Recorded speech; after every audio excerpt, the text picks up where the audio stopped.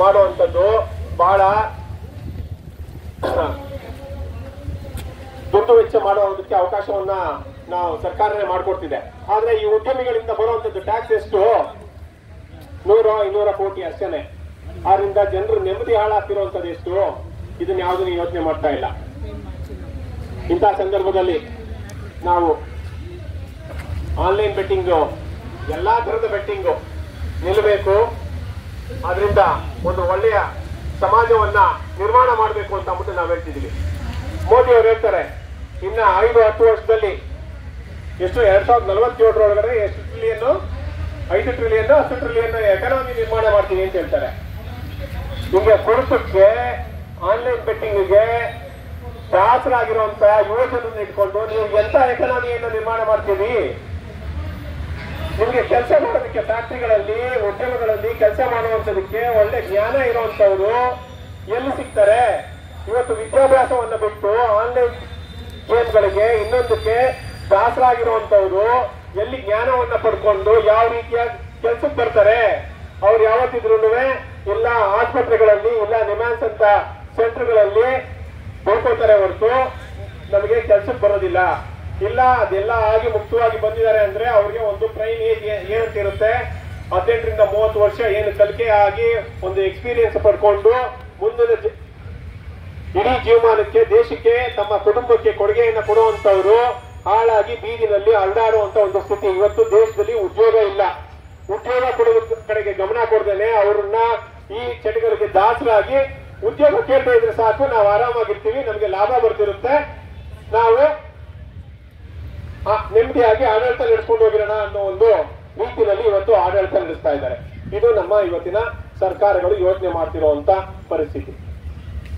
ಇವೆಲ್ಲದರ ಮಧ್ಯೆ ನಾವು KRS ಪಕ್ಷದಿಂದ ಈ ರೀತಿಯ ಸಮಾಜಕ್ಕೆ ಏನ್ ಬೇಕು ಅದನ್ನ ಕೇಳ್ಕೊಂಡು ಆಗ್ರಹವನ್ನ ಮಾಡ್ತಾ ಇದ್ದೀವಿ. ಇದು ಇವತ್ತು ಕೇವಲ ರಾಜ್ಯ ಸರ್ಕಾರಕ್ಕೆ ನಾವು ಮಾಡ್ತಿರುವಂತ ಆಗ್ರಹ ಅಲ್ಲ, ಇಡೀ ದೇಶದಲ್ಲಿ ಇದು ನಿಷೇಧ ಆಗ್ಬೇಕು. ಮೋದಿ ಅವರು ಹೇಳ್ತಿರೋದು ನಾವು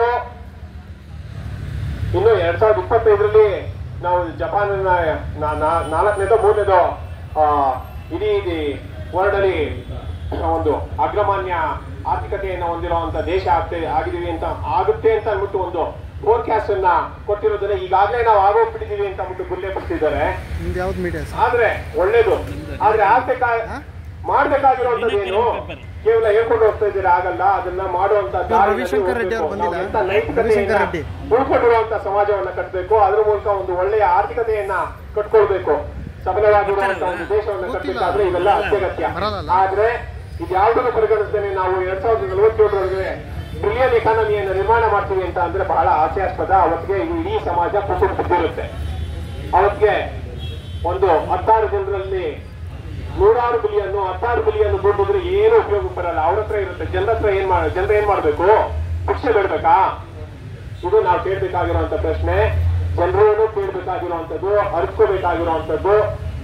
ಆದ್ರಿಂದ ಇಡೀ ದೇಶದಲ್ಲಿ ಅದು ಕೌಶಲ್ಯದ ಆಟದ ಹೆಸರಿನಲ್ಲಿ ಮಾಡುವಂತ ದಂಧೆಗಳನ್ನು ಯಾವುದೇ ಹಣದ ವಹಿವಾಟನ್ನ ಇಟ್ಕೊಂಡು ನೀವು ಆಟವನ್ನು ಆಡ್ತೀವಿ ಅಂತ ಅಂದ್ರೆ ಅದು ನಿಷೇಧಕ್ಕೆ ಒಳಪಡಬೇಕು. ನೀವು ಫ್ರೀ ಆಗಿ ಬಿಡ್ತೀರಾ ಒಂದು ಕೌಶಲ್ಯದ ಆಟಗಳನ್ನ ಅದನ್ನ ಮಾಡಿ ದುಡ್ಡು ಕಳ್ಕೊಳ್ಳುವಂಥದ್ದು ಏನಿಲ್ಲ. ಒಂದಷ್ಟು ಆಡ್ತಾರೆ, ಇದು ಮಾಡ್ತಾರೆ, ಅದು ಅವರವ್ರ ಹಣೆ ಬರ. ಆದ್ರೆ ದುಡ್ಡಿನ ವ್ಯವಹಾರವನ್ನು ಇಟ್ಕೊಂಡು ನೀವು ಮಾಡ್ತೀವಿ ಅಂದ್ರೆ ಅದು ಅಕ್ರಮ ದಂಧೆ. ನೀವು ಹಿಂಬಾಗಿಲಿಂದ ಸಮಾಜವನ್ನ ಹಾಳು ಮಾಡೋದಕ್ಕೆ ಮಾಡಿಕೊಟ್ಟಿರುವಂತ ಅವಕಾಶಗಳು. ಇದು ಸಂಪೂರ್ಣವಾಗಿ ನಿಲ್ಬೇಕು.